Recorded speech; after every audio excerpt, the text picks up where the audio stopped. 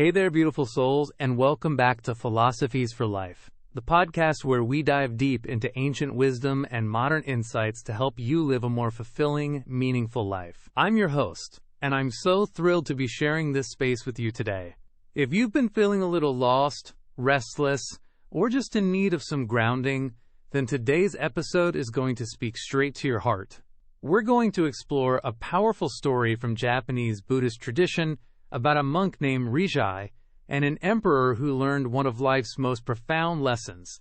It's a tale of silence, self-discovery, and the transformative power of stillness. So grab a cozy spot, maybe a warm cup of tea, and let's journey together into this beautiful narrative that reminds us why sometimes less is truly more. Let's start with the story itself.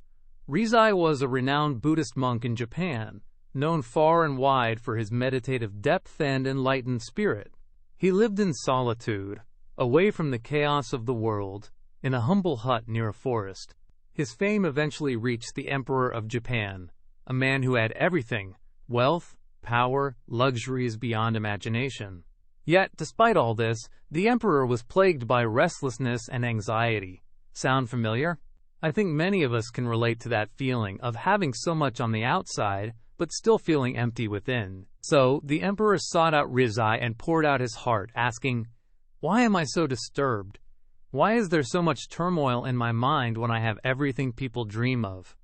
Rizhai, in his calm and wise way, responded, "You already know the answer. You've just never searched within yourself. Are you willing to try an experiment that could end this unrest?" Eager for peace, the emperor agreed. Rizhai's challenge was simple, yet profound. For 10 days, the emperor would live as an ordinary person in the ashram, speaking as little as possible and spending his time in solitude. What unfolded over those 10 days is nothing short of magical.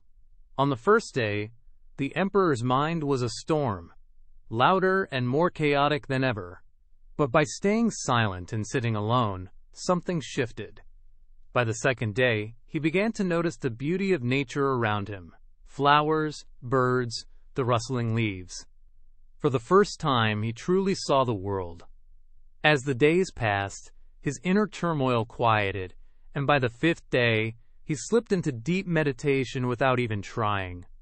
By the end of the 10 days, he was filled with infinite peace and joy, and he realized the root of his unrest. He had been speaking too much, cluttering his mind with unnecessary words and thoughts, which spilled over into failure, frustration, and a dull life. When he shared this revelation with Rizhai, the monk nodded and added a teaching from Gautama Buddha himself, who once said, "The sharpest knife in the world is our tongue, which kills without bloodshed." Buddha also taught that silence is the first step to hearing the divine within us, to knowing ourselves. Rizhai echoed this, saying that most people waste their lives speaking excessively, losing control over their minds in the process. I love how this story culminates in the emperor's realization that meditation isn't something you do. It happens naturally when you're still, calm, and silent. Let's pause for a moment and reflect on this. How often do we fill our days with words, chatter, gossip, endless mental loops of worry or overthinking? I'll confess, I've been guilty of this myself. I remember a time when I'd talk just to fill the silence, whether it was at a family gathering or even on this podcast in the early days. But over time, I noticed something. The more I spoke without purpose, the more scattered I felt. My mind was like a cluttered desk. Nothing could find its place. And that's what Rizhai and Buddha are pointing to here. Our words are powerful. They're a reflection of our inner state. As the Indian Upanishads say, our words are Brahma Shakti, our inner life force, our knowledge. When we misuse them, we lose our silence, which is the foundation of a calm and centered life. Isn't that profound? Silence isn't just the absence of sound.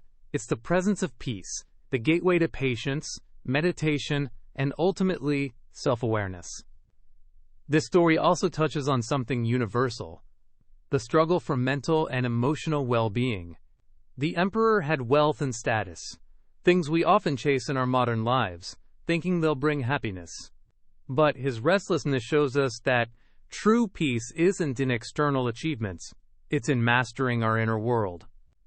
And isn't it interesting how his journey mirrors what many of us experience in relationships too? How often do misunderstandings or arguments arise because we speak too much or too hastily? I've seen this in my own life, times when I've said things I didn't mean just because I couldn't hold space for silence. And on the flip side, some of the deepest connections I've formed have been in moments of quiet, just being with someone, no words needed.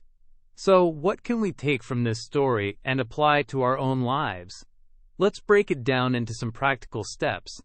First, let's experiment with silence, just like the emperor did. For the next few days, challenge yourself to speak only when necessary. Before you say something, ask yourself, is this kind? Is it true? Is it needed? You might be surprised how much mental clutter clears up when you cut out the excess noise.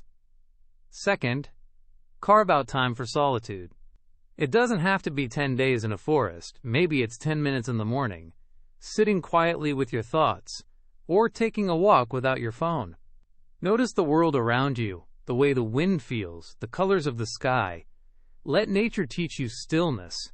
And third, reflect on how your words impact your life. Are they building you up, or are they tearing you down? Are they helping others, or are they creating distance? Start small, but be intentional.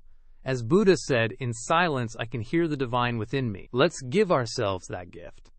I also want to add a little humor here because, let's be honest, silence can feel awkward at first. I tried this once at a dinner party. Decided I'd only speak when absolutely necessary. My friends thought I was mad at them. But after I explained, we all laughed. And it actually led to a deeper conversation about how much we all talk just to fill the void. So don't be afraid if it feels strange initially. Lean into it. You're rewiring years of habit. As we wrap up today's episode, I want to leave you with this. The story of Rizhai and the emperor isn't just about a monk and a king. It's about you and me. It's a reminder that peace isn't something we find out there. It's something we cultivate within, starting with silence. We've learned that our words are powerful, but so is our stillness.